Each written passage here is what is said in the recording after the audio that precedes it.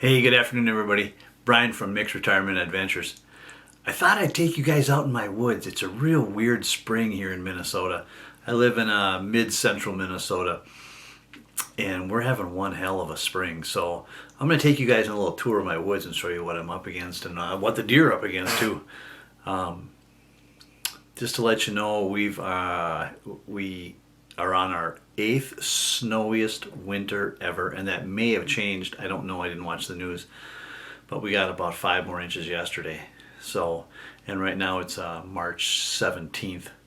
So I'm going to take you out in my woods and show you what I'm up against in many factors. So both from a wood standpoint, cutting wood standpoint, and maple syrup. So here we go, off into the woods. I'll show you when I'm out there.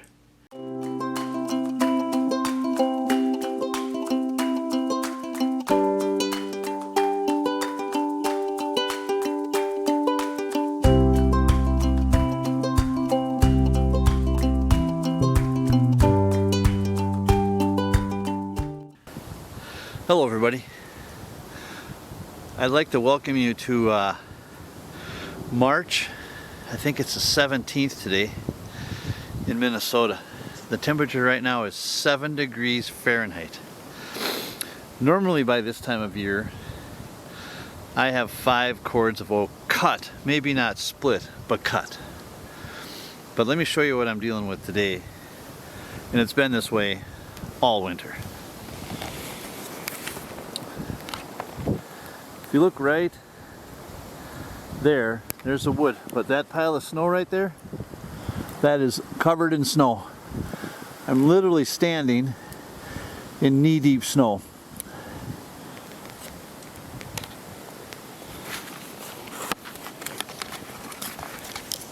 Not only can I not cut wood because the snow is so deep, I can't get a four-wheeler out here. I can't get out here because there's so much snow. The other thing is that I should have 500 to 800 gallons of maple syrup evaporated by now.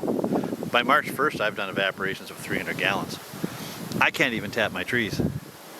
It is I think we're the 8th snowiest winter on record in central Minnesota.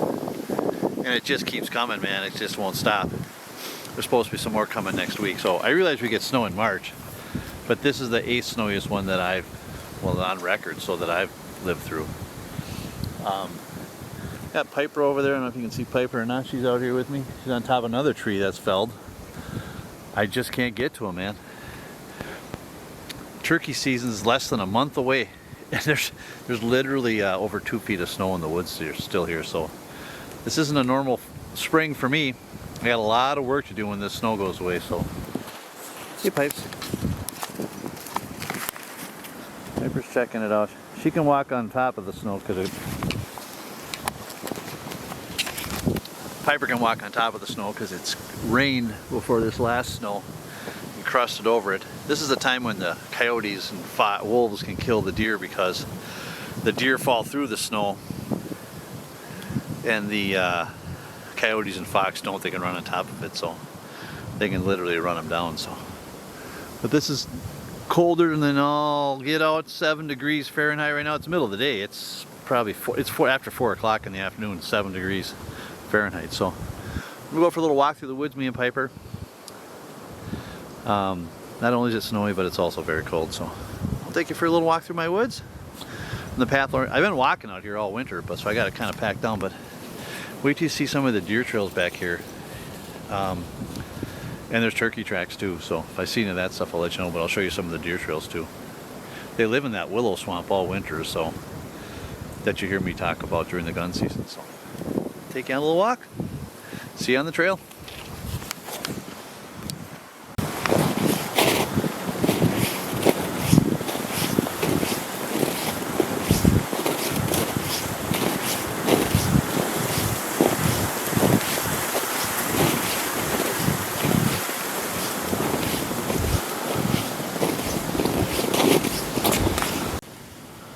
So here's a pretty nice deer trail running into back, and I don't know if you can see enough, there's a tamarack swamp back there. It's kind of back by the sunrise stand. But there's a deer trail right there with the bed. The bed's right there. They'll live in that tamarack swamp too. Pretty heavily used deer trail.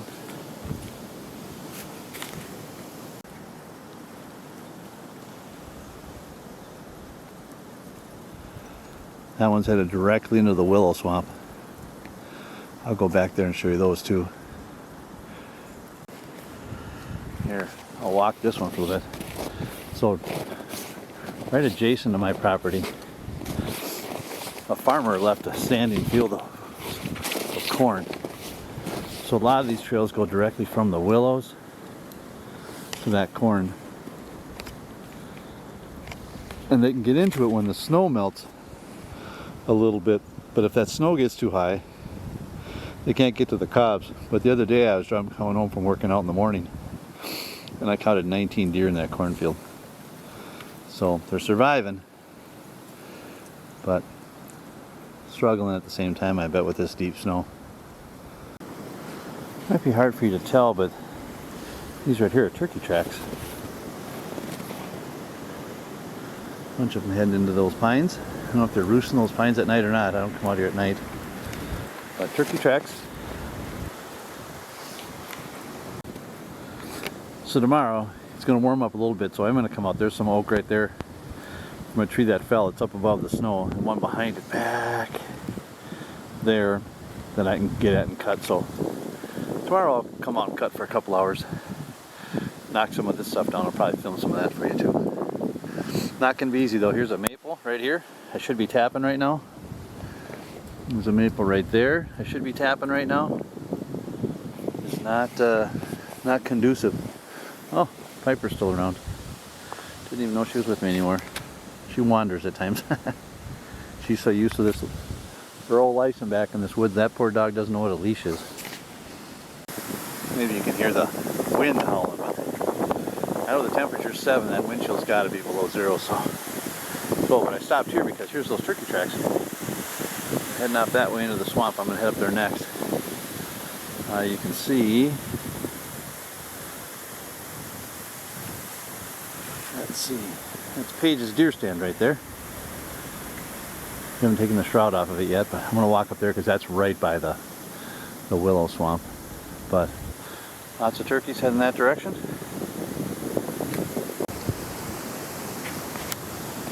So, that right there, you see where these oaks are, and that's the willow swamp. That's the willow swamp out there where all the deer bed. And if you look close, there's one of our other stands. I think we call this Carol's Corner. Right now I'm actually on my neighbor's property. He lets me hunt it. I gotta take that shroud down. I just haven't had a chance to get out here and take it down, but that swamp runs all the way. Geez, my gun stand's that way. But that swamp runs almost the whole length of his and my property. So those deer are probably in there right now, I bet. I've kicked them out of there before. Lori and I were here for a walk 2 or 3 weeks ago, and we saw about 8 of them. They were bed down right inside the edge of that. So, but cold and windy, brother. March 17th.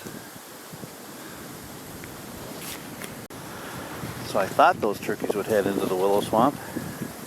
There's their tracks right into the swamp. Right where I thought they'd be headed. There's another oak stand that way ways. Maybe they're over there scratching, I don't know. Man, it's just super highways going into that swamp. You go 50 yards and there's another trail headed in there.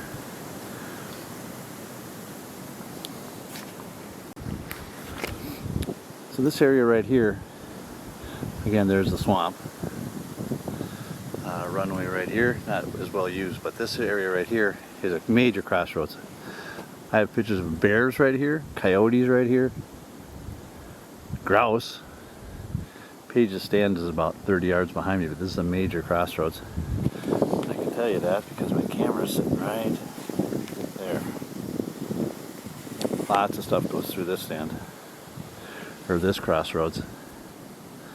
So what I've really been trying to do is get up north and do some more perch fishing and some bluegill fishing, but it's been so heavy with snow, and I got to get to the cabin one more time and try some bluegills. This time of year those bluegills will come into the shallows and 10 feet through the ice. I want to get last ice is what I'm looking for.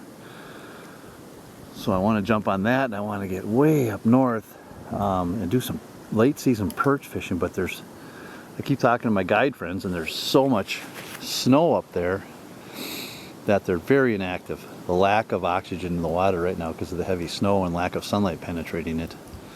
There's just perch aren't biting. But once that snow starts melting, that water starts running down the holes. Those of you ice fishing know what I'm talking about. It'll swirl like a toilet. And then those perch start biting because that warmer water, oxygenated water goes into that lake, and they'll start feeding heavily. So that's what I'm looking forward to. So I'm going to try and get up there one last time before that happens. But I also got to do maple syrup, man. Like I said before, I usually process 1,500 to 2,000 gallons of sap a year. But I can't even tap trees, so we'll see. You can see how far these deer penetrated into the snow. So there they are where Piper is. That's up to his knees, or her knees. But oh well, keep on the walk here. Two biggest oaks on my property, right beside each other. That one and that one there. They're both huge. And deer trail runs right in between them. I'm walking this deer trail actually. Swamp's just to my left about 10 yards. So I walk this trail probably at least, I don't know, 5 times a week. And it snowed again last night, or yesterday, another 5 inches. It's been blowing really bad, so it's more drifting than blowing, but you see my trail's kind of filled in. You can't even see my tracks really, considering I walk it. Like 2 or 3 days ago I walked this thing, so pretty bad.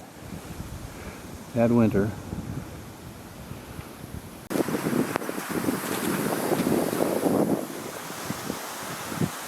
Alright, there's some more oak I can cut up. You can probably hear the wind howling through here. The dog's got the zoomies, it's running all over the place. One of my barns.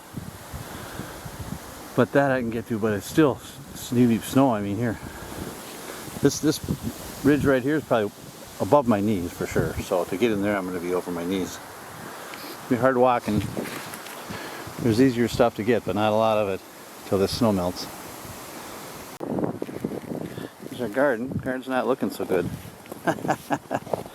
There's a lot of snow in that garden, man. Lots of it. Oh, man. Be a long time before we're planting that. Kind of planting it though. My barn. Piles of snow against the barn. On the other side where the door is, the snow came off of the roof. Kind of had the same problem Mark did. The snow got up so high I can't reach the doorknob. It's covered in snow that came off of the roof, so big piles. Big piles for this late in March, that's for sure. Alright, I'm going to finish this video up here. That's my wood pile. I got 2 cords back there. And here, I don't know what I got. Over a cord for sure. But I was hoping to end up with 4 extra, so I don't have to do as much this winter because it's so late. But those posts right there, that's a 1 full length cord back there. I got this, so I'll keep using this because this snow ain't going away fast. I like the work, but I like it when I can spread it out, not when I have to do it all at one time the way I'm going to have to do it this year. And my splitting partner Tim, he had surgery on his knee. Hurt his knee really bad, so he's not going to be able to help me this year. Well, maybe in the next video I'll be fishing, hopefully. Sorry about the wind, but thanks for watching, everybody. Snowy, cold. My fingers are frozen, Minnesota. They are brutally cold. There's my split rail fence. It's almost as high as my split rail fence. Alright, catch you on the next video. Like I said, hopefully I'll be fishing.